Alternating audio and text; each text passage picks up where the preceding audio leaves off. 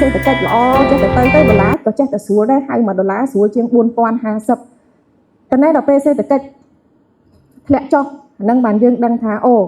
យើងខ្លាយទៅជាចំណាត់ខ្មាំងរបស់អាមេរិកពីព្រោះស្អីគឺត្រូវតែតាមអាមេរិកទាំងអស់ក្នុងរយៈពេលចុងក្រោយនេះគឺមានការ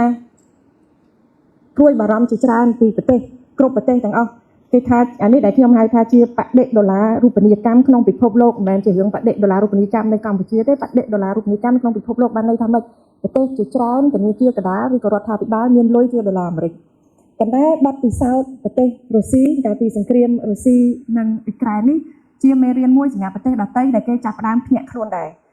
រុស្ស៊ីក៏គាត់មានលុយដុល្លារអាមេរិកដែរហើយលុយដុល្លារអាមេរិកមានយកទៅណាលុយដុល្លារអាមេរិកយកទៅទិញសញ្ញាបត្ររដ្ឋាភិបាលអាមេរិកប្រទេសទាំងអស់គ្នាខ្មែរយើងជាក្នុងនឹងដែរក៏យើងមានទិញសញ្ញាបត្រអាមេរិកដែរអញ្ចឹងនៅពេលដែលមានបញ្ហាធម្មតាលុយរបស់ធនាគារកណ្ដាលគេហៅថាជាលុយជាតិមិនមែនលុយរបស់រដ្ឋាភិបាលទេអញ្ចឹងហើយបានយើងបង្កើតឲ្យមានឯករាជ្យភាពពីរដ្ឋាភិបាលនិងធនាគារជាតិលុយរបស់ធនាគារកណ្ដាលគឺជាលុយរបស់ប្រជាជនមិនមែនជាលុយរបស់រដ្ឋាភិបាលទេដែលអញ្ចឹងគេចែងច្បាស់នៅក្នុងហ្នឹងអញ្ចឹងនៅពេលដែលអាមេរិកក៏ដាក់ទណ្ឌកម្មលើរដ្ឋាភិបាលរុស្ស៊ីគាត់ទៅបកកលុយរបស់ធនាគារកណ្ដាលរុស្ស៊ីដែរបកកលុយរបស់គេប្រមាណ1000 billionទុកនឹងគាត់ដល់អញ្ចឹងទៅខាងគេទាំងអស់គ្នាគេចាប់ភ្ញាក់រលឹកគេថាអូលុយរបស់យើងដែលយកទៅវិនិយោគគឺជាលុយយើងអាមេរិកថាលុយហ្នឹងលុយរបស់យើងហើយគាត់ថាលុយហ្នឹងមិនមែនលុយរបស់យើងទេគាត់រឹបអូសយកស្រាចិត្តអញ្ចឹងនេះជាកិច្ចបារម្ភអ្នកដែលកាន់លុយដុល្លាររាល់ថ្ងៃហ្នឹងគឺភ័យខ្លួនព្រោះកាន់លុយដុល្លារឧបករណ៍វិនិយោគភាគច្រើនគឺរដ្ឋសញ្ញាបត្ររបស់រដ្ឋាភិបាលអាមេរិកអញ្ចឹងបើសិនជាថ្ងៃណាមួយអាមេរិកគាត់បដូរចិត្តជាមួយគាត់មិនសប្បាយចិត្តនឹងនយោបាយការបរទេសរបស់យើងគាត់ស្រួលគាត់បកកលុយយើងនៅហ្នឹងគឺចាប់យើងយកធ្វើអីអត់កើតនេះជាការបារម្ភរបស់ប្រទេសទាំងអស់ជាពិសេសធនាគារកណ្ដាលទាំងអស់នៅក្នុងពិភពលោកហើយក៏ជាមានការវិភាគជាលក្ខណៈស៊ីជម្រៅជាលក្ខណៈបតិយុត្តដែរសួរថាចុះហេតុអីបានអាមេរិកគាត់ហ៊ានទៅធ្វើអញ្ចឹងពីព្រោះគាត់អត់ឯកភាពជាមួយនឹងគោលនយោបាយរបស់លោកពូទីនដែលជារដ្ឋាភិបាលប៉ុន្តែលុយនេះក៏ជាលុយរបស់ប្រជាជនរុស្ស៊ីគាត់មិនមែនអ្នកទៅរៀបចំគោលនយោបាយទាំងអស់ហ្នឹងទេអញ្ចឹងគាត់អត់ត្រូវមានសិទ្ធិបកកប៉ុន្តែអាមេរិកថាអត់ទេគាត់បកក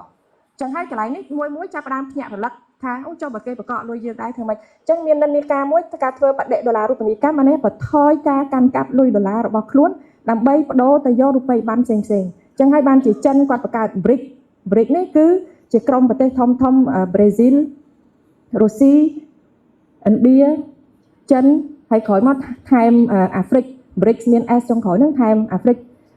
ខាងជើងមួយទៀតប្រទេសហ្នឹងគាត់ថាឥឡូវយើងពេលយើងទិញតំណែងគ្នាទៅវិញទៅមកយើងកុំយកលុយអាមេរិកយើងបង្កើតលុយមួយយើងចាយសម្រាប់តែយើងហើយប្រទេសដទៃទៀតដែលចង់ទិញតំណែងរបស់យើងក៏ត្រូវតែទូទាត់ឲ្យយើងក្នុងលុយរបស់យើងដែរកុំយកលុយអាមេរិកឲ្យយើងឡើងចង់បានដែរនេះក៏ជាការបារម្ភមួយរបស់ត្រាំដែរនៅក្នុងគោលនយោបាយការបរទេសគាត់និយាយមកគាត់ថាហ៊ានអាមេរិកធ្វើកន្លែងហ្នឹងគឺនឹងមានបញ្ហាធំបញ្ហាអីយើងអត់ដឹងទេអញ្ចឹងនេះក៏សរបញ្ជាក់អំពីកិច្ចព្រួយបារម្ភរបស់ប្រទេសជាច្រើនដែលបច្ចុប្បន្ននេះកំពុងកាន់កាប់លុយដុល្លារអាមេរិកករណីស្រុកខ្មែរយើងមិនត្រឹមតែមានជាកណ្ដាលមិនត្រឹមតែខ្ញុំទៅភ័យទេអាដាមលោកជាទៀវទាំងអស់មានលុយដុល្លារក៏ត្រូវភ័យដែរថ្ងៃណាមួយគាត់ថាគាត់អត់ទទួលលុយដុល្លារចេញពីស្រុកខ្មែរខ្ញុំឈប់ទទួលទាំងអស់នេះវាខ្ញុំគិតថាករណីវាកាលពីមុនមកគេគិតថាវាមិនអាចមានឡើងទេដែលគេចាយលុយអាមេរិកដោយសារគេជឿទៅលើរដ្ឋាភិបាលអាមេរិកជឿពី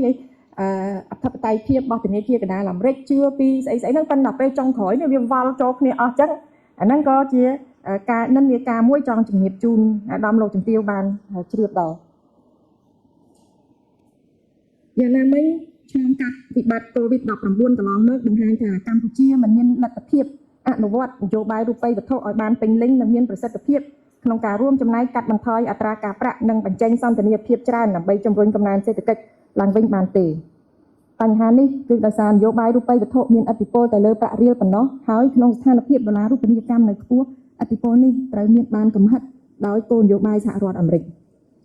ជាក់ស្ដែងធនាគារជាតិនៃកម្ពុជាមិនអាចបន្ថយអត្រាការប្រាក់ជាដុល្លារអាមេរិកលើកទឹកណាអត្រាការប្រាក់ករបស់សហរដ្ឋអាមេរិកមានកម្រិតខ្ពស់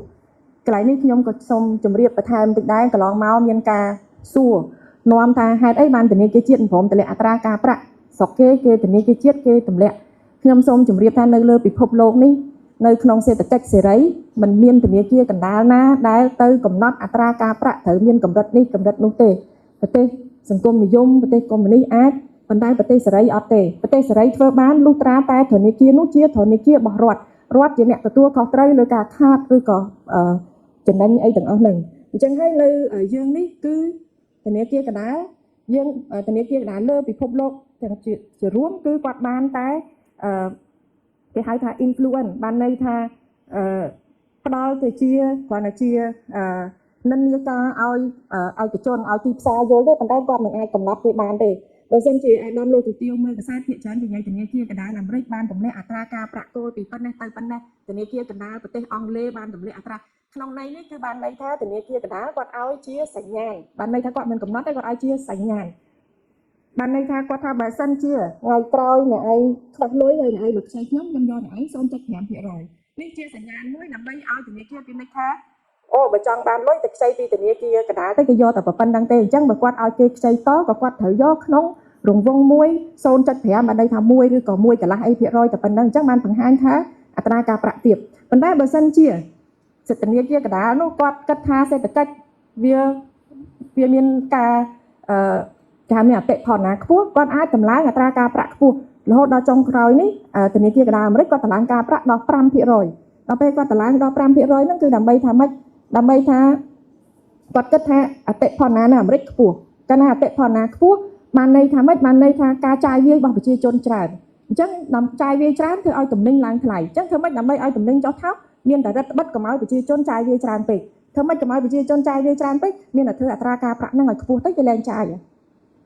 ព្រោះនៅអាមេរិកភាគច្រើនចាយ credit card បានន័យចាយខ្ចីគេអញ្ចឹងដាក់អត្រាការប្រាក់ឲ្យខ្ពស់ទៅគេលែងចាយទៅទំនិញហ្នឹងនឹងធ្លាក់ចុះអញ្ចឹងហើយបានជាមួយរយៈចុងក្រោយនេះអត្រាការប្រាក់នៅអាមេរិកខ្ពស់ដោយសារអីដោយសាររដ្ឋាភិបាលដោយសារធនាគារកណ្ដាលគេចង់កំហិតមិនឲ្យប្រជាជនចាយច្រើនចុះមកងាកមកស្រុកខ្មែរវិញហេតុអីបានអត្រាការប្រាក់ខ្ពស់ខណៈដែលអតិផរណាយើងកាលពីចុងឆ្នាំ2024នេះប្រហែលជាក្នុងក្រោម 1% ហ្នឹងអញ្ចឹងយើងមិនក៏ត្រូវខ្ពស់ដែរយើងអត់មានឥទ្ធិពលអីទាំងអស់នៅលើនោះដោយសារអីយើងចាយលុយដុល្លា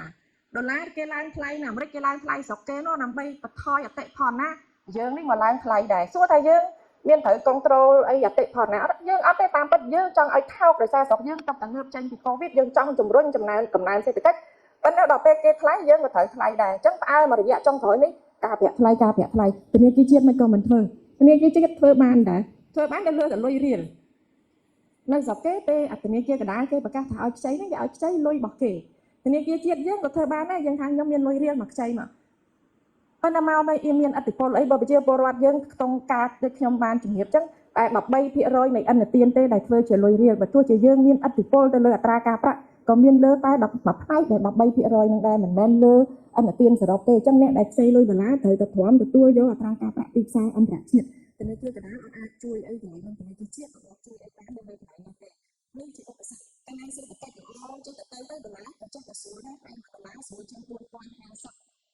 កាលណាដល់ពេលសេដ្ឋកិច្ចធ្លាក់ចុះហ្នឹងបានយើងដឹងថាអូយើងខ្លាយទៅជាចំណាត់ខ្មាំងរបស់អាមេរិកពីព្រោះស្អីគឺត្រូវតែតាមអាមេរិកទាំងអស់